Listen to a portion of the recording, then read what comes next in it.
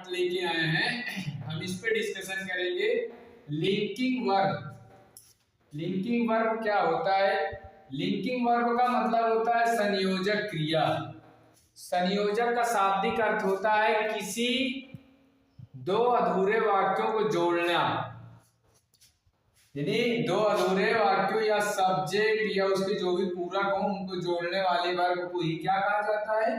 Linking verb कहते हैं। इसकी परिभाषा है ऐसी क्रिया जो सब्जेक्ट का मतलब जो करता हो, और कंप्लीमेंट का मतलब होता है जो सब्जेक्ट को पूरा करने का काम करते हो, अर्थात सेंटेंस को पूरा करने वाले वाक्य को जोड़ने का कार्य करती है, उसे क्या कहा जाता है? लिंकिंग वर्ब कहा जाता है। जैसे अब हम इसको उदाहरण के माध्यम से समझेंगे। अब हमारा एग्जांपल ये है, you are my best friend. अब इसमें ये पहले जानेंगे कि सब्जेक्ट क्या है और कंप्लीमेंट क्या है। यहाँ पे ये यू है जो ये आपका सब्जेक्ट है, सब्जेक्ट। अब लिंकिंग वर्ब यहाँ पे ये जो लिखा है माय बेस्ट फ्रेंड, इन दोनों शब्दों को इसे ही कहा जाता है कंप्लीमेंट, अर्थात इसके जो भी शब्द हैं वो पूरे सेंटेंस को भावपूर्ण करने के लिए जिनका हम प्रयोग करते हैं उसे ही लिंकिंग वर्ब कहते हैं।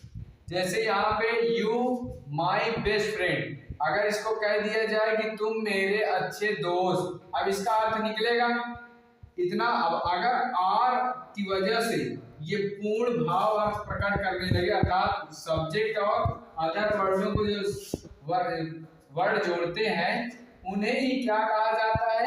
Linking verb. अर्थात इसमें आर जो है हेल्पिंग वर्ब वो आपकी मानी जाएगी लिंकिंग वर्ब।